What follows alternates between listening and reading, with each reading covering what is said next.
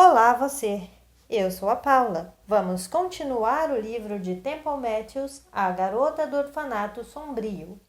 Antes de continuarmos, inscreva-se aqui no canal e deixe seu like. Isso me ajuda muito e me incentiva a continuar com as leituras. Faca. No corredor, Cabeça de Zíper voltou a fitar as meninas com um olhar nostálgico. Ele parecia tão triste que o chamei de lado. Ouça, não se preocupe com isso. Um dia você vai conseguir uma garota. Sou baixinho, minha cabeça é do tamanho de uma bola de basquete. Tenho 2 cicatrizes imensas na cabeça e, além de tudo isso, estou morto. Vou ter uma certa dificuldade para acreditar no que está dizendo. Primeiro, você não sabe o que o futuro te reserva. Você pode reencarnar. E vou dizer uma coisa sobre as garotas. Claro, elas dizem que gostam de caras gostosões, mas o que realmente querem são garotos carinhosos e engraçados, que as fazem rir. Então, não importa a sua aparência, sempre há uma esperança. Cabeça de Zíper fechou os olhos como se estivesse pensando sobre o que tinha dito. Quando os abriu, de novo, pareceu um pouco menos triste. Obrigado, Echo. Agora, vamos fazer aquele sujeito bizarro tremer nas bases. É isso aí. Quando passamos por Henry, ele parou de tirar fotos e olhou em volta como se tivesse sentido alguma coisa. E tinha mesmo, a nossa presença. Eu parei. Sempre tive um fraco por ele. Ele tinha se divorciado e ouvi boatos de que a ex-mulher tinha partido seu coração. Ele era bonito e educado e sempre conversava conosco como se fôssemos colegas. Não apenas um monte de crianças idiotas. As minhas lembranças de Henry, por um instante, afloraram na memória. Ele sempre me fazia rir, assim como eu tinha falado, a Cabeça de Zíper. E isso era o que eu mais gostava nele. Eu queria ficar ali e manter comigo aquelas lembranças. Algo definitivamente estava me puxando para ele. Como se talvez, de alguma forma, pudesse me ajudar. Mas concluí que não podia demorar ali. Tinha que seguir em frente. Tínhamos outra caçada pela frente. O escritório de Walker ficava na parte de trás do refeitório e, por isso, passamos pela cozinha, observando o pessoal desanimado, preparando bandejas de aparência triste com nuggets de frango e palitos de mussarela, brócolis e cenouras no vapor com salada de alface, servidas dentro de um saco plástico. A comida da casa do meio era 1000 vezes melhor. A porta de Walker era pintada de vermelho brilhante. Estava entreaberta e algo parecia estar queimando lá dentro. Havia um maço bem amarrado de alguma erva desidratada no peitoral da janela, enfiado num vaso. Ele tinha uma cor azul acinzentada e as pontas brilhavam, enquanto ela queimava lentamente, exalando uma espiral de fumaça. Era um cheiro horrível. Em segundos, eu estava com náuseas. O que é isso? O que ele está queimando? Sálvia, disse Dirk. Que cretino idiota! Ela cuspiu e olhou para os adolescentes da casa do meio. Todos estavam com náuseas também. Tive que engolir a ânsia para não vomitar. Estava começando a me sentir fraca. Acho que não gostamos de sálvia queimando, certo? Não é perigoso, apenas desagradável, disse Cole. Comecei a avançar com a intenção de entrar no escritório de Walker e dar uma olhada, mas senti uma dor nos pés e Doug me deteve, apontando para o chão. Havia ali algum tipo de pó. Agora o que é? Sal marinho, canela e alho, respondeu Lucy, sibilando. Isso é usado há séculos para afastar espíritos, disse Cole. Olhei mais de perto e vi que Walker tinha espalhado uma faixa grossa de pó no limiar da porta e no perímetro de todas as paredes. O único lugar que não havia pó era a janela onde a sálvia estava queimando. As paredes do escritório eram cobertas de espelhos pequenos, grandes, redondos, quadrados, retangulares e até cacos colados com fita adesiva.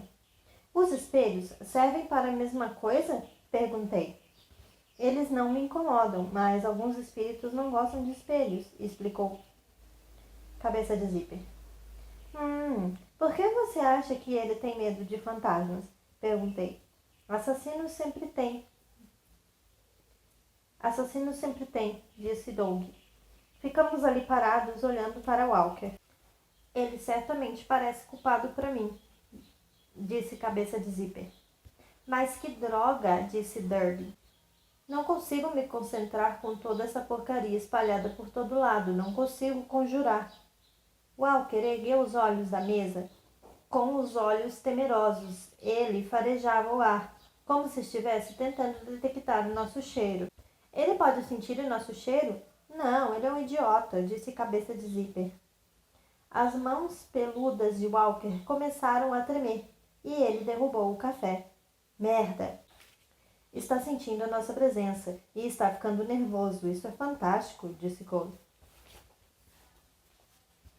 Eu estava menos enjoada e me sentindo mais forte. O que aconteceu? Por que meu enjoo está diminuindo? Cameron sorriu com astúcia. Ele tem medo. E nós nos alimentamos do medo dele. Quanto mais aterrorizado ele ficar, mais fortes nos sentiremos. Walker se levantou e, embora com a voz trêmula, tentou manter a calma enquanto emitia uma ordem. Afastem-se, espíritos, vocês não são bem-vindos aqui. E você, seu merdinha, é um grosseirão, rebateu Doug. Como gostaria de congelar? Com um movimento da mão, Doug criou uma zona ártica e Walker estremeceu. Vá para a luz, disse Walker. Que babaca, todos dizem isso, disse Lucy. É patético, nós iríamos, se pudéssemos, idiota, disse Derby. Não há nada para vocês aqui. Dava para sentir o nervosismo na voz de Walker. Ele está errado, eu disse, ficando mais ousada à medida que o medo do Walker aumentava. Acho que há uma coisa aqui para mim. Sim, acho que ele está escondendo alguma coisa. Vamos conseguir entrar muito em breve, disse Cole. Ele não vai conseguir nos impedir por muito tempo. Cole estava certo quanto ao Walker, que, tremendo em meio ao ar frio e sob a pressão da nossa presença, apagou a sálvia e saiu do escritório bem depressa, trancando a porta atrás de si. Me sigam, disse Cole. Ele nos levou para fora e entramos no escritório de Walker pela janela, evitando a faixa de pó. Espalhadas numa mesinha lateral, ao lado de um sofazinho, haviam exemplares das revistas Vida ao Ar Livre, Campos e Riachos, Caça com Arco e Flecha. Na parede, entre os espelhos, quadros bregas de alças. Reviramos o escritório do chão até o teto. Não havia nem rastro da minha medalhinha de São Cristóvão. No armário, encontramos uma caixa de transporte de alumínio, mas estava trancada. Para trás, avisou Cabeça de Zíper. Ele incinerou as fechaduras que abriram facilmente. Levantei a tampa da caixa e vi um conjunto de facas de caça que variavam de tamanho. Estavam etiquetadas, iam de 10 a 35 centímetros e estavam aninhadas em pequenas inserções de espuma. A faca de 30 centímetros, a que provavelmente tinha cravado no meu coração, não estava lá. Nossa, parece que é ele mesmo, o assassino. O que vamos fazer agora? Perguntei. Não encontramos a arma. Ele é inocente até provarmos o contrário. Temos que encontrar a faca que está faltando, disse Cole. Como vamos fazer isso? Damos um jeito. Sempre é um jeito, disse Derby. Enquanto estávamos lá, presunçosos e animados, Walker voltou para o escritório com um extintor de incêndio e me pulverizou com um torrete de espuma. Depois deixou cair o extintor e me olhou com uma cara de quem não estava acreditando. A espuma tinha naturalmente passado por mim, mas na fraca névoa que restara, formou-se uma imagem, uma silhueta. Ele podia me ver. Quem é você? Bem, eu deveria saber, pensei. Cole agarrou a minha mão e demos as costas para o escritório de Walker, enquanto ele desabava no sofá. Encolheu-se em posição fetal, cobriu as orelhas e ficou ali, gemendo. Não, não. Fiquei olhando Mike Walker balançar para frente e para trás e gemer no sofá. Ele parecia patético. E agora? Eu disse. Vamos deixar ele aí, curtindo o seu medo por um tempo, disse Cole. É melhor, eu disse. Ele sabe que meu espírito está aqui e que estou atrás dele. Quando a gente voltar, ele vai estar mais vulnerável e indefeso do que um filhotinho, disse Derby. Estávamos de volta ao corredor, prestes a deixar a escola, quando parei. Andy estava de pé, diante do memorial que Denise tinha erguido em minha homenagem. Fiquei ali observando a cena por um instante. Eu o vi com tamanha clareza que era como se eu pudesse enxergar seus pulmões, seu coração, seus ventrílocos, artérias e veias se espalhando, como os galhos de uma árvore, como se eu pudesse ver o fluxo sanguíneo através do seu corpo. Longe de ser nojento ou macabro, era emocionante. Ele era uma criatura incrível, de rara beleza, e estava vivo. Mas ele não estava. Naquele momento, enquanto olhava para o meu altar, de maneira nenhuma feliz. A aura de tristeza que o cercava era tão sombria que me dava vontade de chorar. Eu tinha causado uma dor imensa ao meu único e verdadeiro amor. Fui até ele e sussurrei seu nome. Andy, sinto muito, sinto muito. Tentei abraçá-lo, mas ele estava aborrecido e seu corpo estremeceu violentamente. Fui jogada para trás, rejeitada. Quis ir até ele novamente, mas alguém fez isso por mim. Dani. Andy, a voz dela foi enfraquecendo. Deve ser muito ruim, disse ela, com delicadeza. Sim, muito ruim, respondeu Andy. Toda vez que fecho os olhos, vejo o rosto dela. Ele fechou os olhos. Eu o imaginei me vendo e esperava que ele estivesse se lembrando de alguma ocasião em que estivéssemos dançando ou nos beijando, ou que eu estivesse fazendo algo que não fosse ficar deitada naquele caixão, com aquela maquiagem horrível. Ninguém espera que você esqueça, disse Dani. Seria estranho se esquecesse, mas talvez você possa ficar de olhos abertos. Andy abriu os olhos e olhou para ela. Dani sorriu calorosamente. Não de forma assustadora, apenas um sorriso agradável e acolhedor. Isso parece acalmá-la um pouco. Sim, obrigado. Essa é uma boa ideia, disse Andy. Quero que saiba que sempre vou estar aqui para o que você precisar, ela disse. Ele assentiu. Ele a ouvira em alto e bom som porque ela estava viva. Tinha uma voz humana. Isso era irritante. A morte no momento não me caía bem. E a situação piorava cada vez mais. Dani deu um abraço reconfortante em Andy, que julguei não só muito apertado, mas muito longo também. Os braços dele ficaram soltos nas laterais do corpo, mas então ele fez algo que foi como uma segunda faca sendo cravada no meu coração. Ele abraçou também e soluçou silenciosamente enquanto ela pressionava a bochecha contra dele. Ela não se conteve e abriu um leve sorrisinho. Eu estava tremendo. Queria saltar sobre eles, arrancá-la dos braços dele e chutá-la para longe dali. Mas Cole e os outros adolescentes da casa do meio ficaram entre nós. É hora de dar no pé, disse Cole. Meu cérebro estava entrando no modo de fúria. Reagi do único jeito que sabia. Gritei como um interno de um manicômio e saí correndo do lado de fora. Parei e olhei para o colégio. O meu colégio, onde meu namorado estava com outra garota. Eu explodi em lágrimas, cobri o rosto com as mãos. Pensei comigo mesma, alguém por favor me mate outra vez. Eu não podia deixar que aquilo acontecesse. Senti braços me envolvendo e pensei, Andy. Mas era Cole. Primeiro, resisti. Mas a mágoa era tão intensa que capitulei e me entreguei ao seu abraço. Ele me abraçou até chorar todas as lágrimas e depois as enxugou das minhas bochechas. Está melhor? Não, eu disse. O próximo movimento dele foi muito ágil. Achei que iria secar uma lágrima da minha bochecha, mas ele ergueu meu queixo e então me beijou. Fiquei chocada e pensei duas coisas. 1. Que diabos está fazendo? 2. Nossa, ele beija muito bem.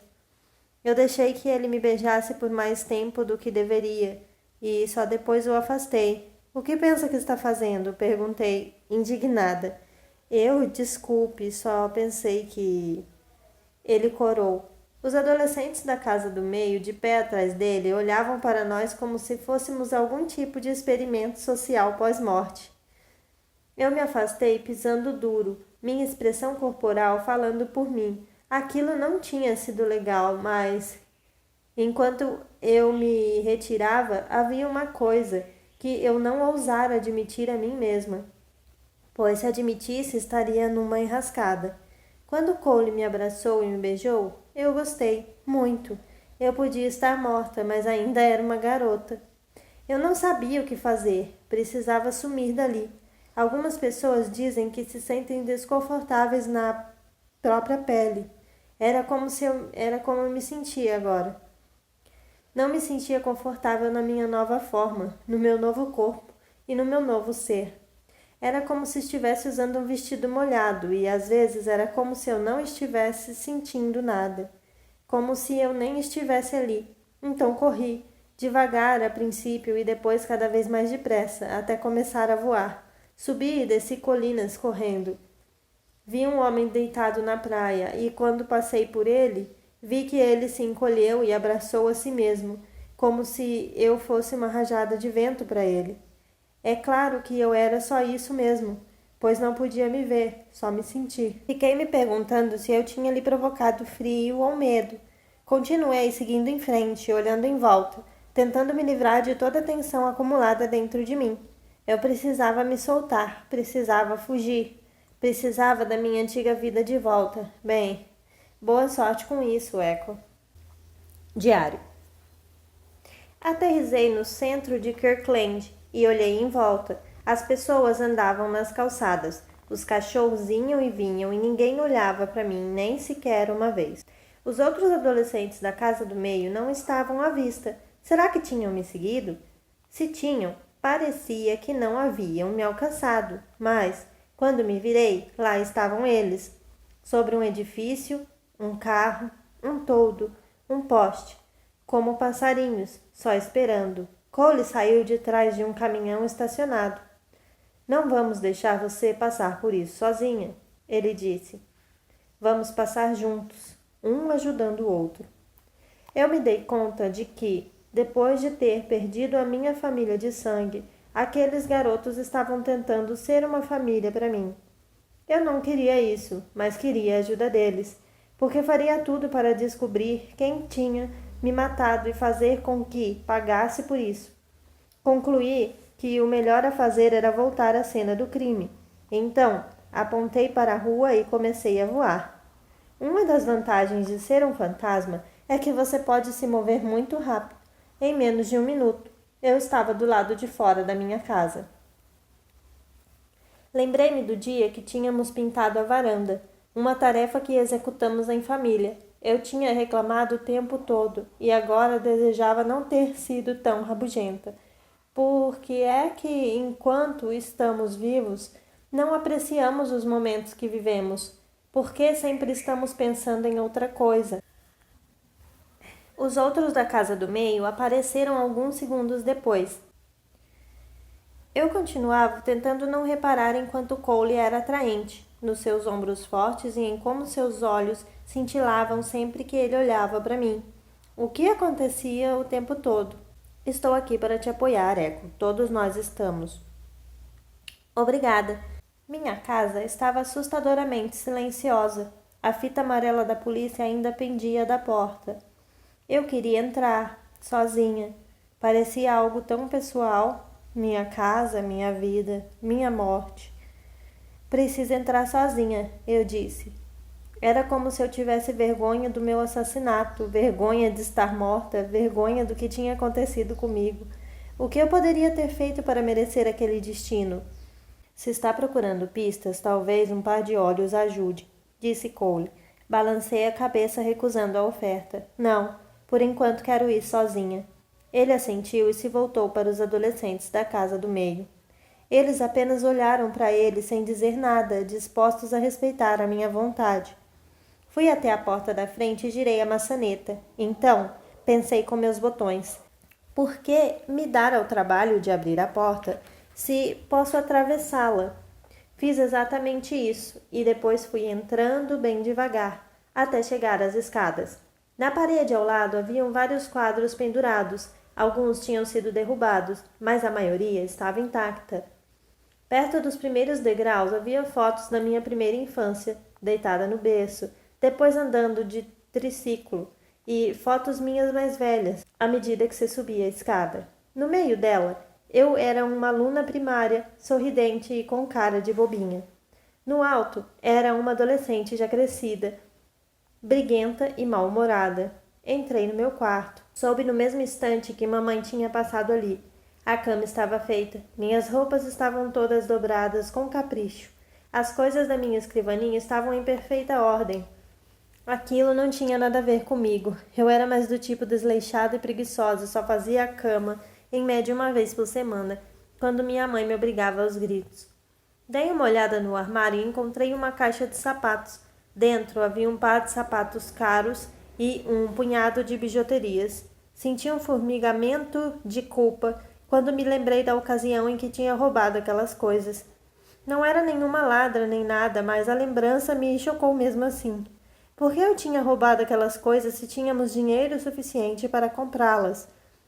Acho que foi só para exibir meu lado rebelde. Ora, ninguém é perfeito. Coloquei a caixa de sapatos de volta onde a encontrei. Então, me sentei na cama e me joguei para trás, fitando o teto. Quando eu tinha cerca de 7 anos, meu pai tinha subido numa escada para colar no teto estrelinhas que brilhavam no escuro. Agora era dia, por isso elas não estavam brilhando, mas na minha memória cintilavam intensamente. Pensei na época em que eu costumava anotar meus sonhos por escrito, à luz daquelas estrelas. Então me lembrei de algo, meu diário. Fiquei de joelhos e vasculhei embaixo da cama, até encontrar um baú de plástico na forma de jacaré. Bem-vindo à Flórida. Tirei meu diário de lá. Deitada no carpete, comecei a lê-lo. Era mais ou menos uma cronologia da minha vida, assim como as imagens na escada. A princípio, as anotações eram principalmente sobre brinquedos novos, natais e festas de aniversário, ocasiões em que eu estava brava com a minha mãe ou meu pai e com outras crianças da escola e alguns comentários bobos. Mas, depois que atingi a puberdade, tudo mudou. Descobri o amor e o desejo. E comecei a escrever sobre o menino que morava na casa ao lado, Andy. Folheei o diário até meu comentário mais recente. Quando li, senti um pânico crescente. Querido diário, estou tão apaixonada por Andy que até dói. Às vezes acho que vou morrer de amor. Eu o amo tanto que cada batida do meu coração dói mais. Por quê?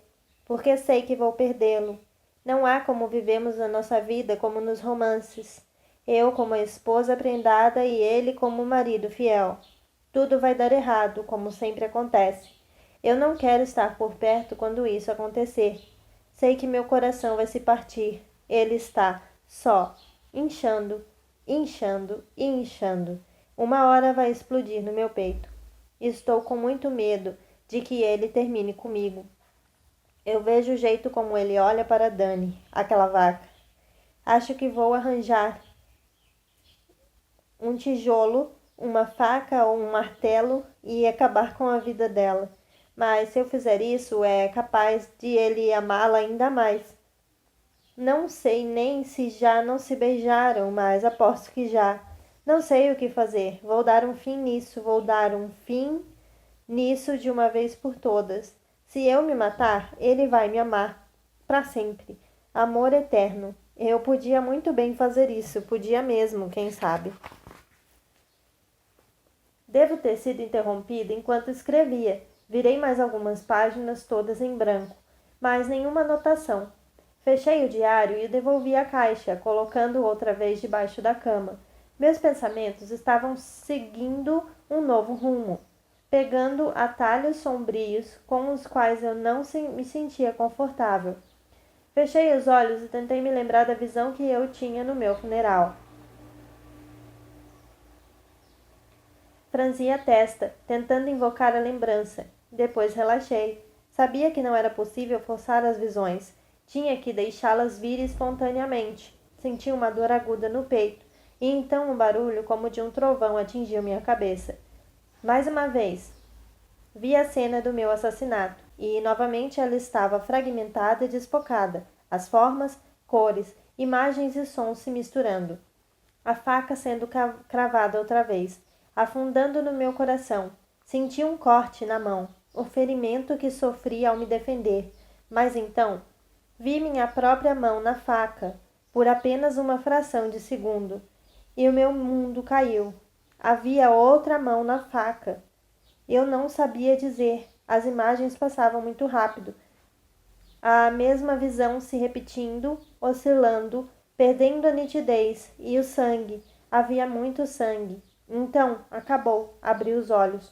O quarto estava em silêncio. Eu estava sozinha com os meus pensamentos e uma grande pergunta.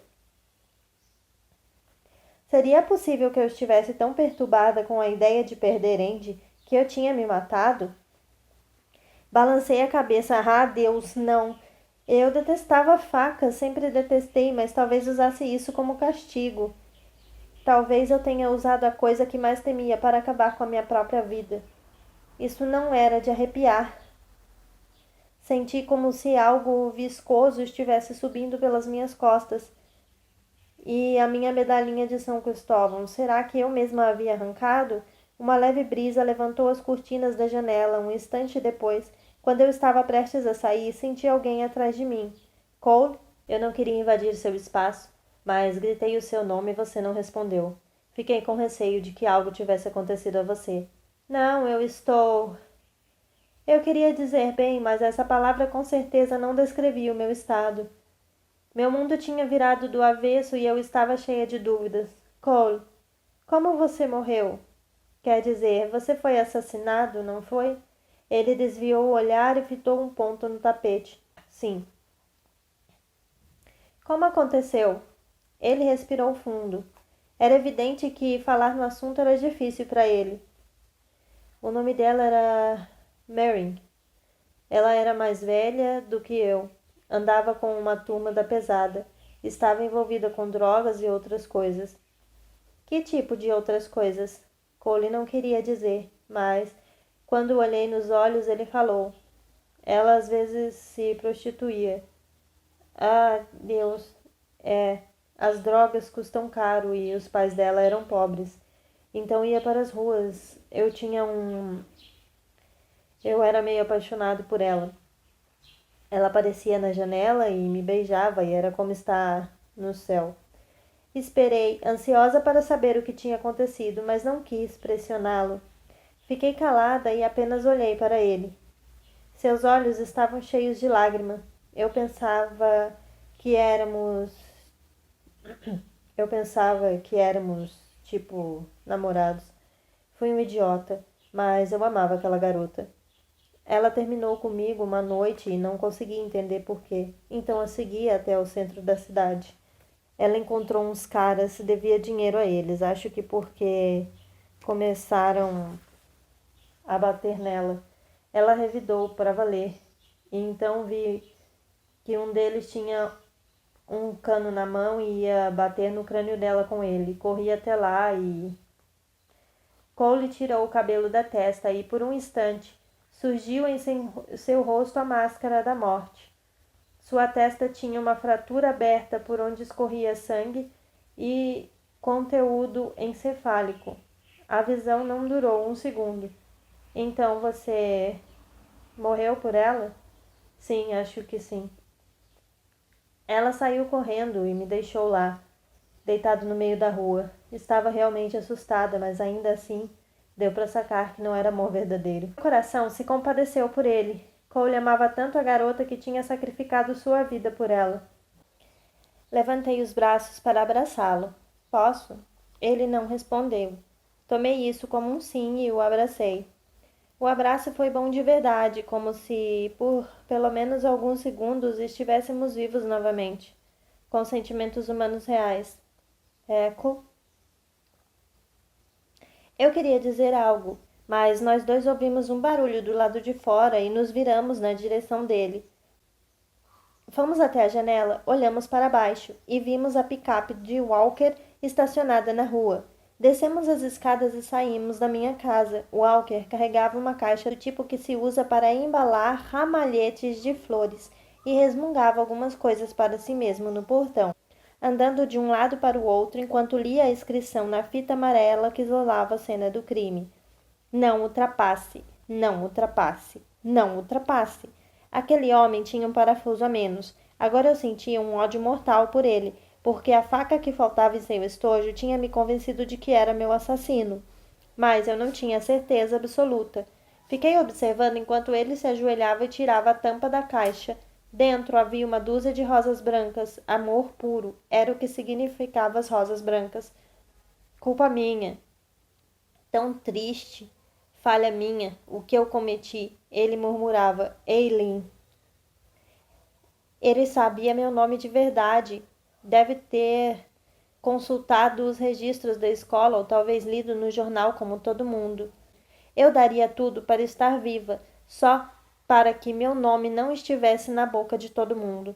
Eileen, nunca deveria ter acontecido. Culpa minha. Eu fiz isso com você. Aquilo para mim era uma confissão. Ir à cena do crime para pedir perdão a Deus ou coisa assim. Lágrimas escorriam dos olhos dele. Com a mão esquerda, ele deu um tapa em si mesmo. Um tapa realmente forte, bem no rosto. Depois deu outro e mais outro. Culpa minha, minha. Ele soluçava alto. Os outros adolescentes da casa do meio começaram a cercá-lo. Basta uma palavra sua e a gente aterroriza esse sujeito até ele querer enfiar uma faca na barriga, disse Derby. Eles não viam a hora de começar a assombrar Walker, mas algo não estava se encaixando. Ele já estava apavorado e isso me deu uma ideia. Eu iria entrar nele, não disse. Não, disse. Eu cuido disso.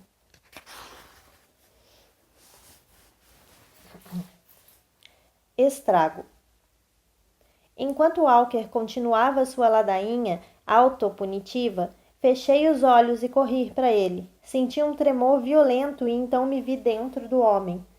Quando atravessei seu corpo de carne, eu estava mais preparada para o que ia sentir. Era como se uma cortina de veludo grosso tivesse deslizado sobre mim. Mas lá dentro, a história era outra. A mente de Walker não era um lugar feliz. Havia todo tipo de pensamento. Seu cérebro fazia 1000 perguntas ao mesmo tempo. Extravasava imagens e sons aos borbotões. Um calendoscópio de medo e horror. Estar no cérebro de outra pessoa é algo extremamente desorientador. Sons e imagens piscando para você como estrelas cadentes vindas de 1000 direções diferentes. Eu disse a mim mesma para respirar fundo, e quando eu fiz isso, as imagens começaram a desacelerar até que eu pudesse extrair algum sentido delas. Walker via-se de joelhos, chorando. Ele não estava na escola. Estava num lugar escuro e enfumaçado, em algum tipo de apartamento. Eu me agarrei a essa imagem e analisei-a.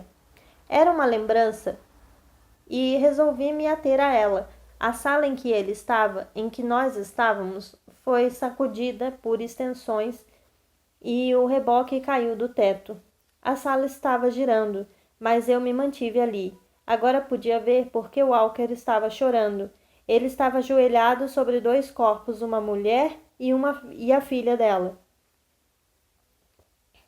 A sala estava girando, mas eu me mantive ali. Agora podia ver por que Walker estava chorando.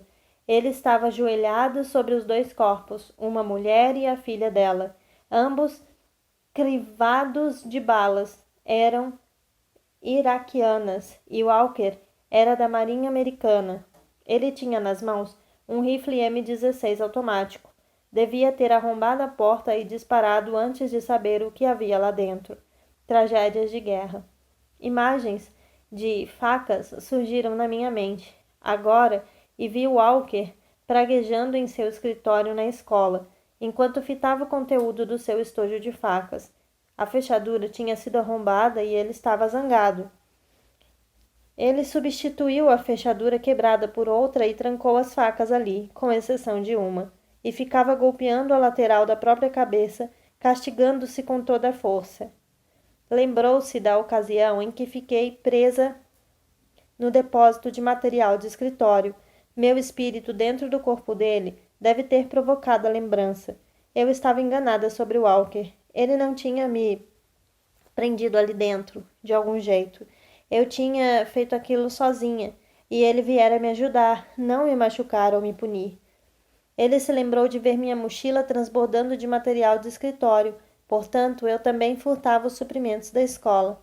Minha autoestima, minha imagem de boa moça, sofreu outro golpe. Outro pensamento me ocorreu. Talvez o universo soubesse o que estava fazendo quando deu um fim na minha vida. Nunca pensei que merecesse morrer daquele jeito, mas e se... E se eu merecesse? Walker voltou a remoer seu trauma de guerra e a dor que sentia ameaçou me engolfar. Então me retirei do seu corpo. Minha pequena aventura na mente de Walker tinha me mostrado algumas coisas importantes. Ele estava se consumindo de culpa pelo que fizera quando era soldado. Eram os fantasmas da mulher e da filha que ele achava que o assombravam. E a faca da sua coleção tinha sido roubada. Ele deveria ter lido no jornal que eu fora morta com a faca de caça e por isso se sentia culpado. Por isso estava ali, na minha casa agora, tentando se redimir. Deixem o sujeito em paz, eu disse ao grupo. Ele não é o assassino. Está tirando uma com a nossa cara? Perguntou Derby. Isso é muito estranho, comentou Cameron. Meus novos amigos ficaram desapontados. Tinham ficado por ali circulando como uma matilha de lobos, prontos para atacar e matar. Mas eu os dispensei. Olharam à distância procurando sem dúvida por outras presas, mas pareciam inquietos porque não sabiam onde ou quando ou como as encontrariam. Walker parecia tão triste. Respirei fundo. Comecei a caminhar e depois voei. Os outros levantavam voo e me seguiam. Em minutos, voltando para a casa do meio, no jantar, começamos como um bando de lobos vorazes. Então Cole foi ao meu quarto. Lamento que ele não seja o assassino. Por um minuto pensei que você ficaria livre? Sim, algo assim. Obrigada, estou tão cansada. Cole assentiu. Tenha bons sonhos. Ele tocou meu ombro, senti um frio na barriga, meu corpo ficou tenso. Quando ele se aproximou, Cole tinha um cheiro maravilhoso, então seus lábios incrivelmente macios beijaram minha testa. Senti minha nuca formigando. Eu queria reclamar, dizer a ele que ele não podia simplesmente fazer isso, mas era tarde. O beijo não se estendeu por muito tempo e ele já estava no meio do corredor e a cerca de 3/4 do caminho até meu coração. Eu me virei, afundei na cama e puxei as cobertas até cobrir a cabeça. Dormi um sono intermitente e sonhei. O sonho era uma sucessão de imagens fragmentadas, amor e ódio, medo e saudade, vida e morte. Acordei durante a noite banhada de suor. Jurei a mim mesma que não iria me acostumar com aquilo, não iria deixar que a dor constante fosse agora o meu estado normal. Pela manhã, evitei Cole. Não podia deixar que meus olhos encontrassem os dele. Do contrário, ele saberia imediatamente o que eu tinha adorado a sensação dos seus lábios. E me esgueirei por uma porta lateral. Algo me dizia para ir à escola. Talvez lá eu encontrasse meu assassino. Ou talvez apenas quisesse ver Andy de novo. De qualquer forma, saí da casa do meio às escondidas e já estava perambulando pelos corredores da escola antes do início do segundo período. Passei por Ellen Wagner, uma garota por quem sempre tive simpatia. Dei meia volta e segui seu perfume doce e barato. Ela andava sempre um pouco curvada, talvez por isso eu tivesse simpatia por ela. Ele foi até o armário dela, que ficava um pouco abaixo do meu. Abriu-o, tirou de lá um saquinho de balas e alcaçuz e enfiou uma na boca. Brian Gottberg, um calouro alto e de ombros largos, com pinta de garanhão, foi andando até ela e deu uma olhada na porta do meu armário, que tinha sido pichada com a inscrição Anjo Mau. Estranho. Eles tinham que se decidir. Eu era um anjo ou malvada? Puxa, que triste, né? Ele murmurou, referindo-se a mim, sem dúvida. Prefiro dizer que não estou me desmanchando em lágrimas, disse Eileen. Fui a nocaute. Como assim?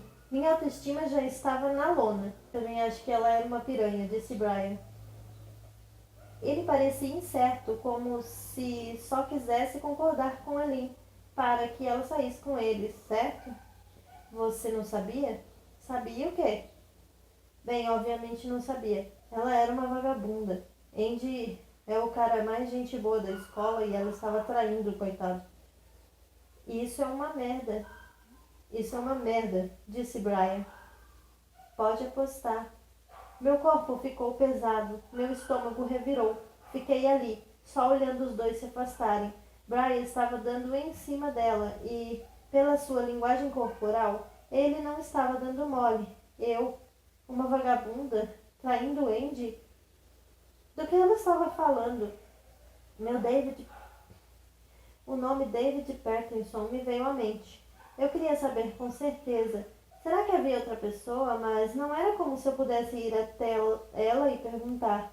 Eu a segui de qualquer maneira, até virar uma esquina e dar de cara com a minha mãe andando bem na minha direção. Ela parecia extremamente abatida, como se não dormisse havia dias. O Sr. Rennie, meu professor de fotografia, saiu de uma sala de aula. Sorri no mesmo instante. Depois fui assaltada por um sentimento estranho também. Tentei me lembrar de algo com relação a ele, mas nada me ocorreu. Ele viu minha mãe, deu meia volta, desviando o olhar e esfregando o nariz enquanto se esgueirava para o banheiro masculino. Estranho. Não tive tempo de refletir sobre isso, porque queria me aproximar da minha mãe, que estava seguindo pelo corredor. Para onde ela está indo? Só demorou 1 minuto para ela chegar ao meu armário, com um pedaço de papel na mão. Eu me aproximei e olhei sobre o ombro dela. Ela olhava para o papel, onde estava anotada a minha combinação, enquanto girava o mostrador e abria meu armário. Contornei-a e observei enquanto ela lentamente esvaziava o armário, pegando meu moletom e um par de tênis,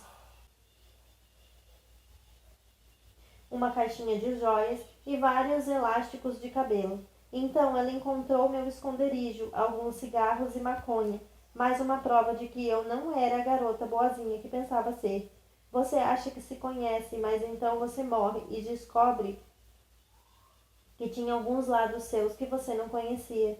Mamãe alisou o cabelo com um gesto nervoso e a pele ao redor dos seus olhos ficou mais enrugada ainda. Seu corpo de repente ficou tenso. Vi os pelos do seu ombro ficarem arrepiados. Ela podia sentir minha presença. Ofegou, como se estivesse assustada. Instintivamente aproximei-me para confortá-la. Ela estava assustada e entrei no corpo dela. Eu não queria fazer isso, só queria abraçá-la, mas ali estava eu. Podia sentir o que ela estava sentindo. Podia ver com os olhos da sua mente. O mundo dela se tingiu de uma dor escarlate, enquanto o mundo dela se tingiu de uma cor escarlate, quando imagens minhas surgiram na sua cabeça. Eu a vi dando à luz. Empurre, empurre. Depois ela me abraçando, ensinando-me a ler, a nadar e a cozinhar. Então, eu era uma adolescente e brigávamos por qualquer bobagem. As imagens avançaram até depois da minha morte e eu a vi abrindo o armário de remédios, pegando um frasco de pílulas para dormir, olhando dentro dele para ver quantas havia. Estava cheio. E depois devolvendo-o ao armário. Eu podia ouvi-la soluçando baixinho, um som que reverberava de um modo sobrenatural. Eu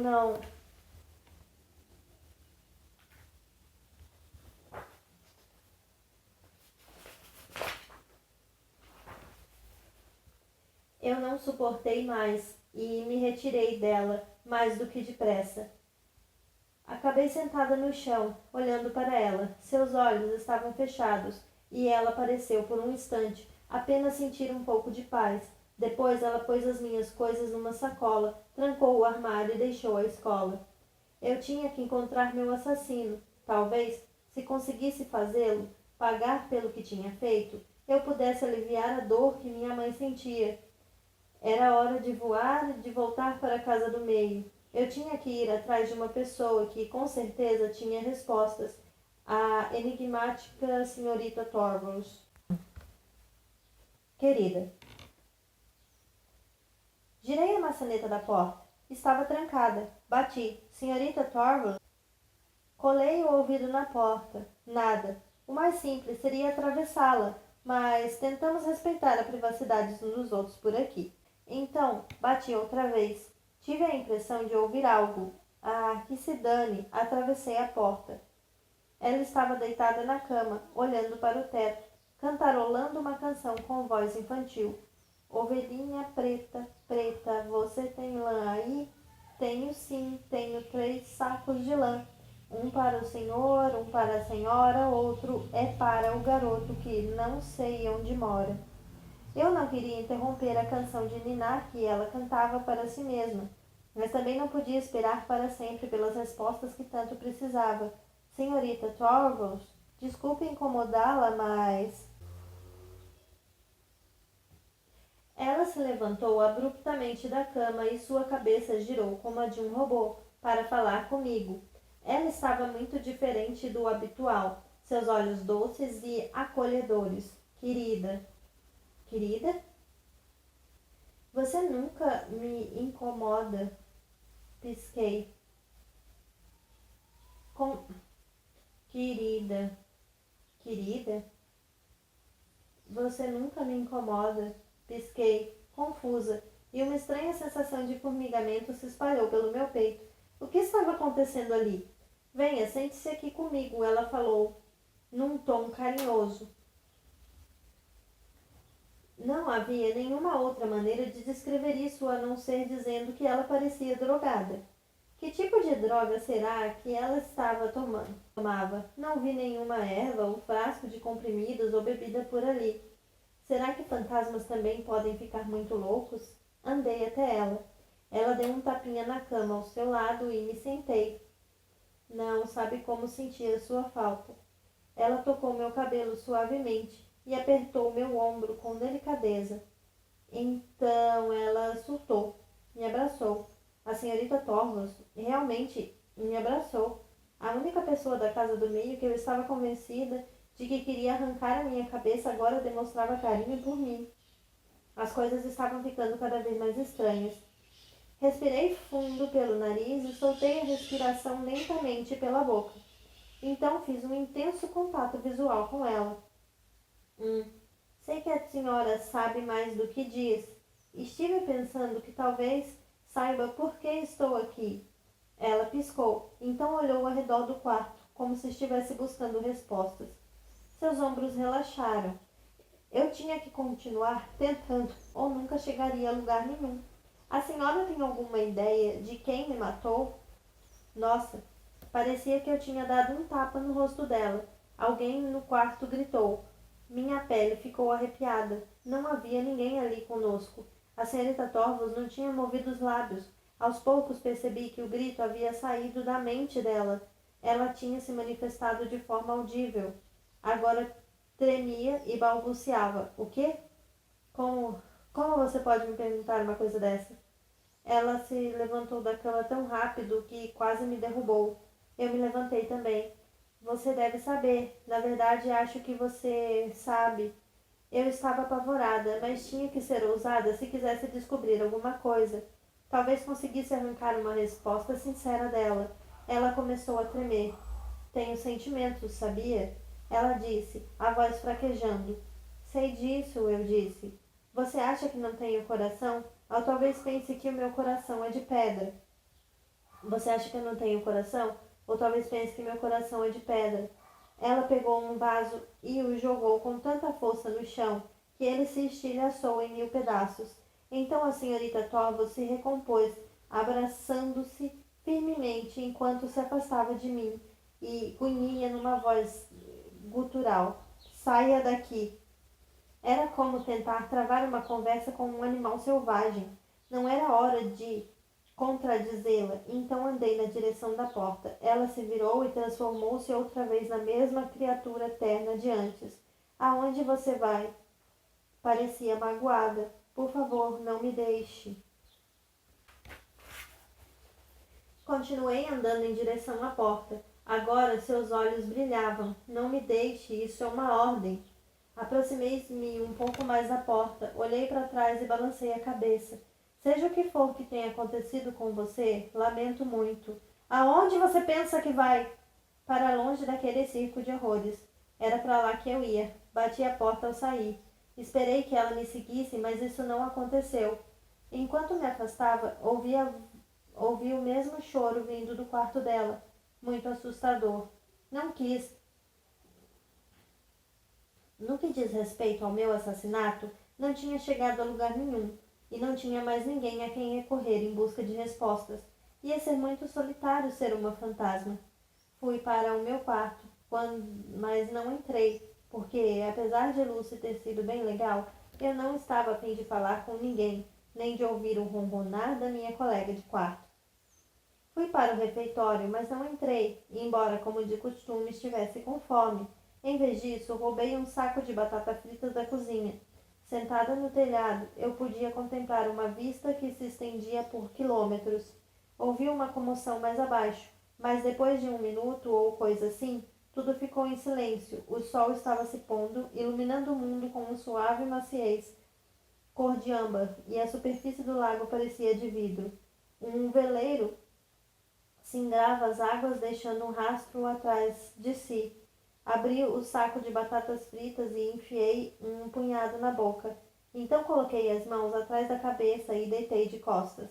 O telhado era íngreme e as telhas frias e escorregadias, mas não me importei.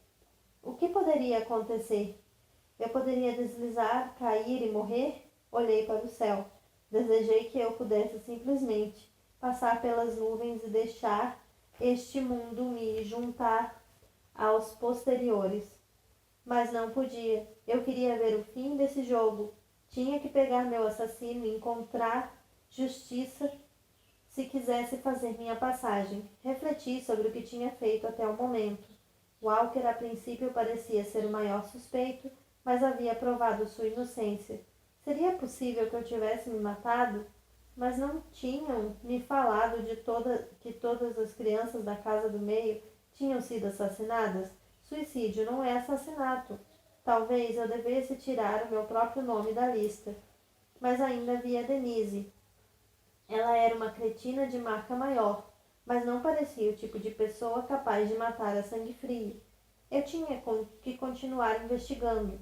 Ouvi Cole chegar. Estava esperando que você viesse se juntar a mim. Menti. Estava esperando que você viesse se juntar a mim. Menti. Eu nem tinha pensado nele, mas agora que Cole estava ali, estava feliz em vê-lo. Batata frita? Batata frita? Ofereci a ele o saco. Ele pegou um punhado, pegou uma na mão e colocou-a delicadamente na boca. Mordeu. Parece que a senhora Torvalds perdeu o juízo, eu disse. Sim. Não sei o que aconteceu, disse ele. Cada dia as coisas parecem mais estranhas. Eu sei. Ainda bem que temos um ao outro. Eu podia sentir que ele pensava no que iria dizer. Quer dizer, a gente se conhece faz bem pouco tempo. Cole disse. Ai, meu Deus, pensei com os meus botões. Lá vem ele. Será que eu estava pronta para isso? Mas sinto como se eu já te conhecesse há muito tempo, sabe? Eu não queria admitir, mas tinha que falar a verdade. Sei, também sinto isso. Contemplamos o pôr do sol juntos, sem pressa, porque não tínhamos nada para fazer a não ser existir juntos. Eu me perguntei como seria passar o resto da vida naquele estado. Cole colocou a mão sobre a minha. Senti a adrenalina correndo nas minhas veias e pensei que, se eu pudesse ficar com Cole, não seria tão maçante ser um fantasma. Eu andava me sentindo tão sem rumo, tão desconectada. Ansiava pelo contato com outro ser humano. Sentia a necessidade de ser tocada, e esse sentimento me consumia. Então fiz a única coisa lógica numa situação como aquela.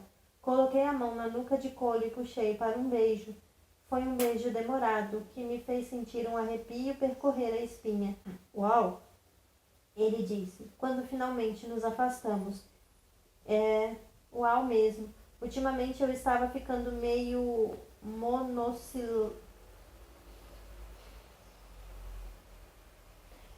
uau mesmo. Ultimamente eu estava ficando meio monossilábica.